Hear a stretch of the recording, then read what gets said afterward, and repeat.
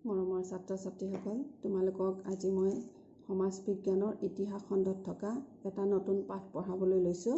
পাঠটোৰ নাম হৈছে অসমত ব্ৰিটিছ বিৰোধী জাগৰণ আৰু কৃষক বিদ্ৰোহ। তৃতীয় অধ্যায়ত আছে। তোমালোকে পাঠটো উলিয়াই ল'বা। পাঠটোৰ মূল আলোচ্য বিষয়কেইটা ইয়াতে আমাক উল্লেখ কৰা আছে। এইকেইটা তোমালোকে পঢ়ি ল'বা। এতিয়া আমি প্ৰথমতে আহিছোঁ অসমত ব্ৰিটিছ বিৰোধী জাগৰণ। 19বিংশ শতিকাৰ 30 আৰু 40 দশকত ইষ্ট ইণ্ডিয়া কোম্পানীয়ে ভাৰতবৰ্ষৰ লগতে অসমতো এক শক্তিশালী শাসকৰ ৰূপত প্ৰতিষ্ঠিত হৈছিল।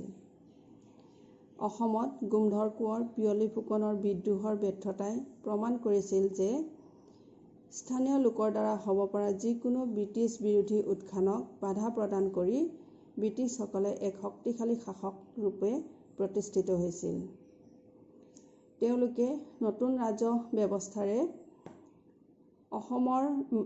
তেওঁলোকৰ অৰ্থনীতিও টনকিয়াল কৰিবলৈ সক্ষম হৈছিল। এই ৰাজহ ব্যৱস্থাত বিদেশী চৰকাৰখনে কৰ কাটল সংগ্ৰহতহে বেছি গুৰুত্ব দিছিল। দৰিদ্ৰ প্ৰজা তথা কৃষকৰ দুখ দুৰ্দশা মোচন কৰাৰ ক্ষেত্ৰত চৰকাৰে একো ব্যৱস্থা গ্ৰহণ কৰা নাছিল। সেইখিনি সময়ত ব্ৰিটিছসকল অহাৰ আগত অসমত ৰজাৰ শাসন আছিলে আৰু ৰজায়ো ৰাজহ সংগ্ৰহৰ ব্যৱস্থা কৰিছিল। কিন্তু ৰজাই মুদ্ৰাৰ জৰিয়তে ৰাজহ সংগ্ৰহ কৰা নাছিল। কিন্তু অসমত যেতিয়া ব্ৰিটিছসকল আহিল, ব্ৰিটিছসকল অহাৰ পিছৰ পৰাই ব্ৰিটিছসকলে মুদ্ৰাৰ জৰিয়তে ৰাজহ সংগ্ৰহৰ ব্যৱস্থা কৰিছিল। কিন্তু ইংৰাজে প্ৰৱৰ্তন কৰা টকাৰ মাধ্যমত বা মুদ্ৰাৰ মাধ্যমত মাটিৰ খাজনা আৰু অন্যান্য কৰ কাটল সংগ্ৰহৰ ব্যৱস্থাই অসমীয়া প্ৰজাৰ অৱস্থা অতি শোচনীয় কৰি তুলিছিল আৰু ব্ৰিটিছ চৰকাৰৰ শোষণ দিনক দিনে বৃদ্ধি পাই গৈ আছিল। এতিয়া আমাক তলত এটা পৰিসংখ্যাৰ তালিকা এখন দিছে। 1857 চনৰ আগৰ পৰিসংখ্যাৰ তালিকা। এইখন তোমালোকে চালে মন কৰিব পাৰিবা যে ব্ৰিটিছসকলে যি কৰৰ ব্যৱস্থা লৈছিলে, সেই কৰৰ ব্যৱস্থা দিনক দিনে বছৰে বছৰে বৃদ্ধি পাই গৈ আছিল।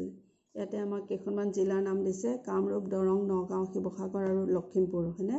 আৰু ইফালে আমাক চনকেইটা উল্লেখ কৰিছে: 1832 পৰা 33, 1842 পৰা 43 আৰু 1852 পৰা 53 চন।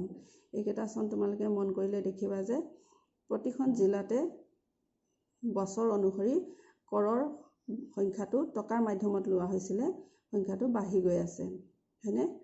শিৱসাগৰ আৰু লখিমপুৰ জিলাত 1832 আৰু 33 চনত কৰৰ সংগ্ৰহ কৰাৰ ব্যৱস্থাটো নাছিল। সেইকাৰণে ইয়াতে সেইখিনি খালী ঠাই হৈ আছে।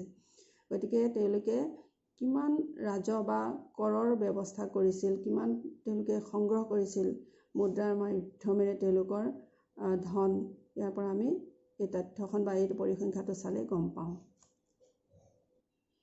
ব্ৰিটিছৰ এই নতুন ৰাজভূমি বৃদ্ধিৰ নীতি আৰু মুদ্ৰা অৰ্থনীতিয়ে অসমীয়া সৰ্বসাধাৰণ মানুহৰ মনত তীব্ৰ অসন্তুষ্টিৰ সৃষ্টি কৰিছিল।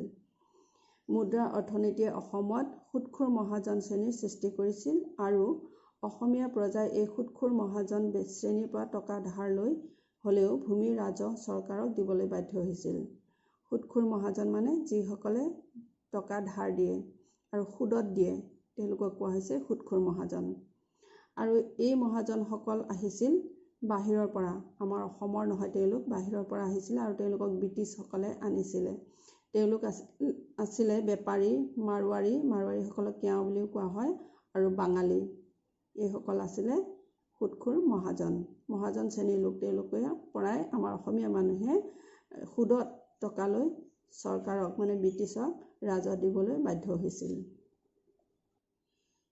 সেইখিনি সময়ত আমাৰ অসমৰ গাঁৱৰ মানুহবোৰ আছিলে আত্মনিৰ্ভৰশীল, খেতিৰ ওপৰতেই নিৰ্ভৰ কৰে বিশেষকৈ, আৰু তেওঁলোকে উৎপন্ন কৰা বস্তুবোৰ বেছি ধন ঘটাৰ একো সুবিধাও নাছিল। কাৰণ সেইখিনি সময়ত বজাৰ সমাৰ তেনেকুৱা নাছিলে, বজাৰ সমাৰ সীমাবদ্ধতা আছিল। গতিকে তেওঁলোকে বজাৰ সমাৰত বস্তু বিক্ৰী কৰাৰ কোনো কাৰণো নাছিলে, কাৰণ সকলোৱে আত্মনিৰ্ভৰশীল আছিল। গতিকে যেতিয়া ব্ৰিটিছসকলে মুদ্ৰাৰ মাধ্যমেৰে ৰাজহ ল'বলৈ ধৰিলে, তেতিয়া অসমীয়া মানুহৰ অৱস্থা শোচনীয় হৈ পৰিল। কাৰণ তেওঁলোকে উৎপন্ন বস্তুবোৰ বিক্ৰী কৰিবলৈ তেওঁলোকৰ তেনেকুৱা বজাৰ নাছিলে, আৰু সেই বজাৰত বিক্ৰী কৰিলেও কিনাৰ লোক নাছিলে, কাৰণ সকলো আত্মনিৰ্ভৰশীল আছিলে, হয়নে? সেইখিনি সময়ত সেইকাৰণে তেওঁলোকৰ উৎপন্ন বস্তুবোৰ বিক্ৰী কৰিবলৈও কোনো ধৰণৰ ব্যৱস্থা নাছিল। ফলত তেওঁলোকৰ অৱস্থা একেবাৰে শোচনীয় হৈ পৰিছিল, কাৰণ তেওঁলোকে ব্ৰিটিছক মুদ্ৰাৰ মাধ্যমেৰে বা টকাৰ মাধ্যমেৰে খাজনা দিব লাগিব। গতিকে তেওঁলোকৰ উৎপন্ন বস্তুবোৰ বিক্ৰী কৰিবও তেওঁলোকৰ ব্যৱস্থা নাই বা কিনা লোক নাই।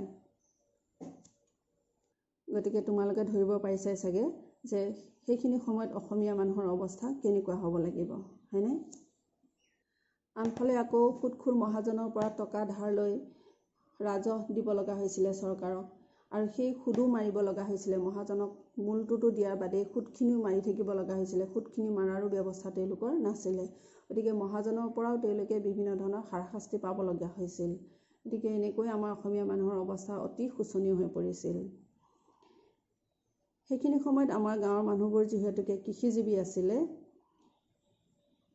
গতিকে কৃষিৰ ওপৰতে তেওঁলোকে নিৰ্ভৰশীল। কিন্তু ব্ৰিটিছে কৃষি কাৰ্য উন্নয়নৰ বাবে একো ব্যৱস্থা গ্ৰহণ নকৰাৰ ফলত অসমত বতৰ প্ৰতিকূল হ'লেই খাদ্য শস্য উৎপাদনত বিঘিনি ঘটিছিল আৰু অৱধাৰিতভাৱে অসমীয়া প্ৰজাগণ দুৰ্ভিক্ষৰ কবলত পৰিছিল। মানে অসমীয়া মানুহ বছৰে বছৰে দুৰ্ভিক্ষত পৰিবলৈ ধৰিলে। খেতিৰ ক্ষেত্ৰতো একো উন্নতি নহয়, বতৰৰ ওপৰত নিৰ্ভৰশীল। গতিকে চৰকাৰেও কোনো গুৰুত্ব নিদিয়ে। গতিকে আমাৰ অসমৰ মানুহৰ অৱস্থা দিনক দিনে বেয়ালৈ গৈছিল। আৰু আনন্দৰাম ঢেকিয়াল ফুকনে মফত মিলছক দিয়া এখন আৰ্জিত উল্লেখ কৰিছিল যে 1851 চনত কামৰূপ আৰু দৰঙৰ কোনো অঞ্চলত এনেধৰণৰ অৱস্থাৰ সৃষ্টি হৈছিল যে মাক দেউতাকে পৰিয়ালৰ মূল্যৱান গহনা গাঁঠৰিৰ উপৰিও নিজৰ ল'ৰা ছোৱালীকো কেইমুঠিমান চাউলৰ বাবে বিক্ৰী কৰিবলৈ বাধ্য হৈছিল। আনফালে আকৌ উজনি অসমত কলেৰা আৰু বসন্ত মহামাৰীয়ে দেখা দিছিল। আৰু 1839 আৰু 1847 আৰু 1852 চনত এই মহামাৰীয়ে অসমত ভালেমান গাঁও উচ্ছন কৰিছিল, মানে বহু সংখ্যক মানুহৰ মৃত্যুমুখত পৰিছিল। গতিকে ব্ৰিটিছ চৰকাৰে এইবোৰৰ প্ৰতি কোনো ধৰণৰ গুৰুত্ব দিয়া নাছিল, যে অসমীয়া মানুহে খাবলৈ পাইছে নে নাই, ল'ৰা ছোৱালীক বিক্ৰী কৰিছে নে কি কৰিছে, সেইবোৰ গুৰুত্ব নিদিয়ে। আৰু ইয়াৰ উপৰিও তেওঁলোকে যি মহামাৰী দেখা দিছিলে অসমত, সেই মহামাৰীৰ নিৰাময়ৰ কাৰণে কোনো ধৰণৰ ব্যৱস্থাও লোৱা নাছিলে, যাৰ ফলত নেকি অসমীয়া মানুহৰ বহু গাঁৱৰ মানুহ মৃত্যুমুখত পৰিব লগা হৈছিল। 1853 চনত আনন্দৰাম ঢেকিয়াল ফুকনে মফত মিলছ চাহাবক দিয়া এখন আৰ্জিত লিখিছিল যে ব্ৰিটিছে প্ৰৱৰ্তন কৰা ভূমিৰ ৰাজহ কৃষকে দিব পৰাতকৈ বহু বেছি আছিল। এতিয়া তোমালোকে নিশ্চয় বুজিব পাৰিছা যে সেইখিনি সময়ত অসমীয়া মানুহৰ অৱস্থা কেনেধৰণৰ আছিলে, ব্ৰিটিছসকলে আমাক সেই সময়ত কেনেধৰণৰ শাসন কৰিছিল, হয়নে ছাত্ৰ ছাত্ৰীসকল? এতিয়া আজিৰ পাঠ মই ইমানতে সমাপ্ত কৰিছোঁ। আশা ৰাখিছোঁ তোমালোকে বুজিব পাৰিছা।